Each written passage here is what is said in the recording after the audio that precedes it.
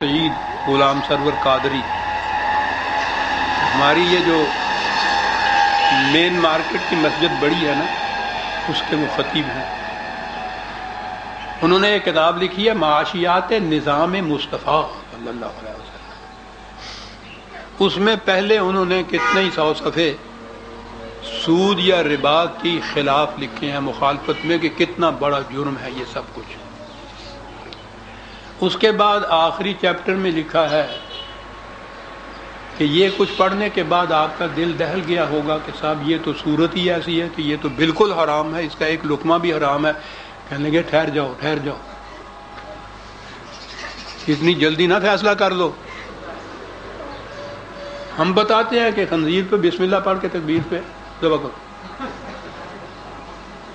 کہا ہم آپ کو تدبیریں بتاتے ہیں کہ آپ سود لیتے بھی جائیں اور وہ حرام بھی نہ ہو، جرم بھی نہ ہو، گناہ بھی نہ ہو، بلکہ ثواب ہو. وہ تدبیریں جو ہیں وہ تو دیکھنے کی ہیں، وقت نہیں میں زیادہ آپ کو.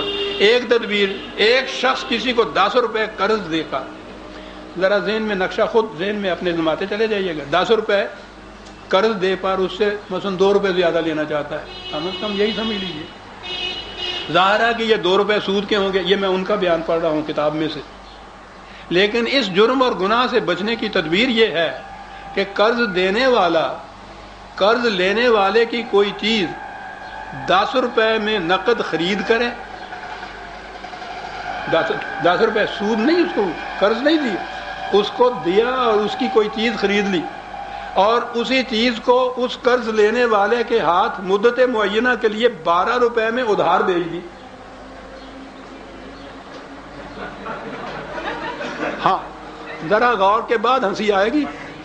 تدبیر ہے جناب، اس میں ایک پیج جو ہے نا، لطف کیا ہوا جو فوراً سمجھ میں آ جائے. 10 روپے میں ایک چیز اس کی نقد خرید دی، 10 روپے دی یہ چیز لی، وہی چیز اس کو 12 روپے میں ادھار بھیج دی. کچھ لیا نہیں اس وقت، کہا 6 مہینے کے بعد یہ ادھار دے دینا مجھ کو واپس. چیز اس کے پاس پہنچ گئی ہے، 6 مہینے کے بعد وہ 12 روپے دے دے گا. اس نے 10 دیے تھے، 12 لے لیے.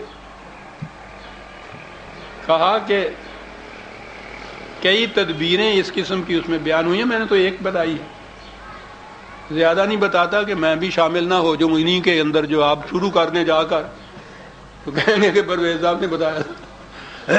آخر میں لکھتے ہیں جہاں خون کے آنسو رونے کو جی چاہتا ہے کہ امام ابو یوسف یہ ہیں فقہ کے سب سے بڑے امام. امام ابو حنیفہ کا نام حنفی فقہ میں ہے نا، ان کی تو فقہ کی کتاب کوئی نہیں ہے. امام یوسف، امام محمد، یہ 2 صاحبان ہیں. امام یوسف ایسے کاروبار کے متعلق فرماتے ہیں کہ اس سے منافع بھی ہوگا اور ثواب بھی ملے گا. ثواب اس لیے ملے گا کہ اسے سود جیسے حرام سے بچنے کے لیے اختیار کیا گیا ہے. امام یوسف فقہ حنفی کے سب سے پہلے امام، یہ ان کا ارشاد ہے. اور صاحب کتاب یہ لکھنے کے بعد کہتے ہیں کہ افسوس صد افسوس کہ مسلمان دین فطرت کی ایسی تدابیر سے غافل رہ کر سود ایسی لعنت میں مبتلا ہیں. کیا بارش کے چھینٹے آ گئے.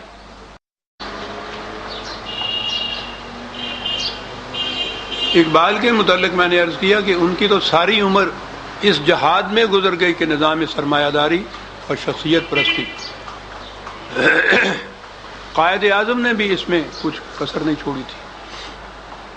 ان کا وہ مشہور وارننگ جو انہوں نے دی تھی سرمایہ داروں اور ذمہ داروں کو، وہ 1943 کے مسلم لیگ کے سیشن واقعہ دہلی میں انہوں نے کہا تھا کہ اس مقام پر ذمہ داروں اور سرمایہ داروں کو بھی متنبع کرنا چاہتا ہوں. وہ ایک ایسے فتنہ انگیز ابلیسی نظام کی روح سے جو انسان کو ایسا بدمست کر دیتا ہے کہ وہ کسی معقول بات کے سننے کے لیے آمادہ ہی نہیں ہوتا.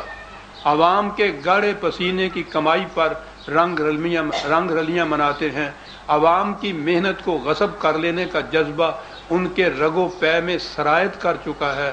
میں اکثر دیہات میں گیا ہوں، وہاں میں نے دیکھا ہے کہ لاکھوں خدا کے بندے ہیں جنہیں ایک وقت بھی پیٹ بھر کر روٹی نہیں ملتی. کیا اسی کا نام تہذیب ہے؟ کیا یہی پاکستان کا مقصد ہے؟ اگر پاکستان سے یہی مقصود ہے تو میں ایسے پاکستان سے باز آیا۔ اگر ان سرمایہ داروں کے دماغ میں ہوش کی ذرا سی بھی رمق باقی ہے تو انہیں زمانے کے بدلتے ہوئے تقاضوں کے ساتھ چلنا ہوگا۔ اگر انہوں نے ایسا نہ کیا تو ان کا خدا حافظ، ہم ان کی کوئی مدد نہیں کر سکیں گے۔ یہ تھی مطالبہ پاکستان کی بنیادیں۔ اقبال اور قائد اعظم کے ہی ارشادات کو ہم اس بار حرف سند لیں گے نا۔ لیکن دوسری طرف یہ قوتیں بھی خاموش نہیں تھیں۔ آپ کو یاد ہوگا کہ جب روس میں کمیونزم کا سیلاب اٹھا ہے تو وہ در حقیقت ایک اعلان اور چیلنج تھا نظام سرمایہ داری کے خلاف۔ اور نظام سرمایہ داری میں آج یہ ٹھیک ہے، یورپ کی قومیں بھی ساری سرمایہ دارانہ نظام کی پرستار تھی، لیکن سب سے بڑا خطرہ امریکہ کو تھا رشیا سے، کہ اگر وہ اپنے اس نظام کے سہارے کہہ لیجئے یا واقعی اس کی بدولت مسلمان ممالک کے ساتھ اس کے روابط قائم ہو گئے تو پھر ان نظام سرمایہ داری کی حامل مملکتوں کو کوئی مقام نہیں رہے گا باقی۔ یہ ایک بڑی سیاسی چیز تھی اس زمانے کی۔ اب دیکھیے کہ یہ لوگ کس قدر گہری سوچ میں جاتے، کس قسم کی تدبیریں سوچتے ہیں۔ اس زمانے میں یاد ہوگا آپ کو ایک نعرہ بلند ہوا تھا امریکہ کی طرف سے کہ دنیا بھر کے خدا پرستوں، آؤ ہم ان ملحد اور بے دینوں کے خلاف متحدہ محاذ بنائیں۔ اپنے آپ کو بچانے کے لیے ان ملحد بے دینوں کے خلاف آؤ خدا پرستوں ایک محاذ بنائیں۔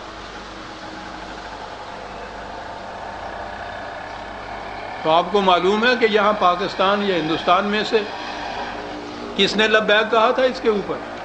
عزیزان من، آپ کو یاد ہوگا کہ میں عملی سیاست میں حصہ نہیں لیا کرتا، میں قرآن کا طالب علم ہی ہوں، اسی کی روشنی میں ہر چیز کو پرکھا کرتا ہوں۔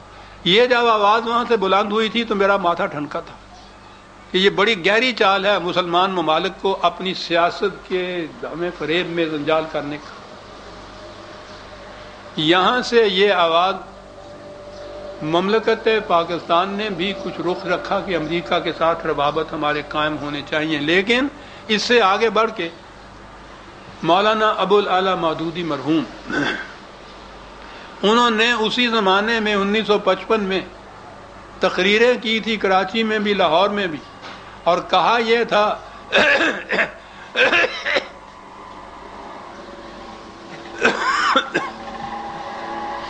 یہ ان کی چھپی ہوئی تقریریں ہیں، کہا یہ تھا کہ اگر یہ امریکن بلاک فی الواقعہ چاہتا ہے کہ کمیونزم کی روک تھام کے لیے اسے مسلم عوام کا دلی تعاون حاصل ہو تو اسے اپنی بنیادی پالیسی میں بنیادی تغیر کرنا پڑے گا۔ اسے یہ فیصلہ کرنا ہوگا کہ اسے مسلم بلاک کے حکمرانوں سے ساتھ بات کرنا ہے یا مسلم ممالک کے عوام کا تعاون حاصل کرنا ہے۔ یہ اس کے سوچنے کا کام ہے کہ اسے کون سی راہ اختیار کرنی چاہیے۔ عوام کا تعاون تو انہی حضرات کے وساطت سے ہو سکتا تھا نا۔ اسے حکمرانوں کی ضرورت ہے جو عوام پر سطحی اثر بھی نہیں رکھتے، یا عوام کے تعاون کی ضرورت ہے جو طاقت کا اصلی سرچشمہ ہوتے ہیں۔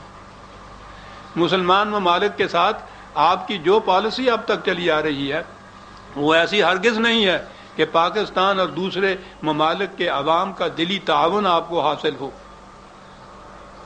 آپ کو عوام کا تعاون حاصل کرنا چاہیے۔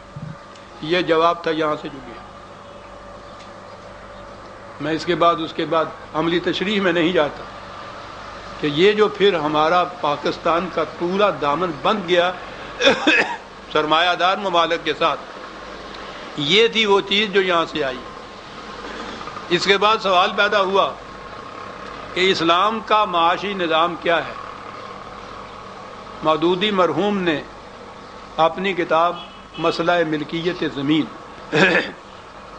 اس کے اندر واضح سے دیکھا سارا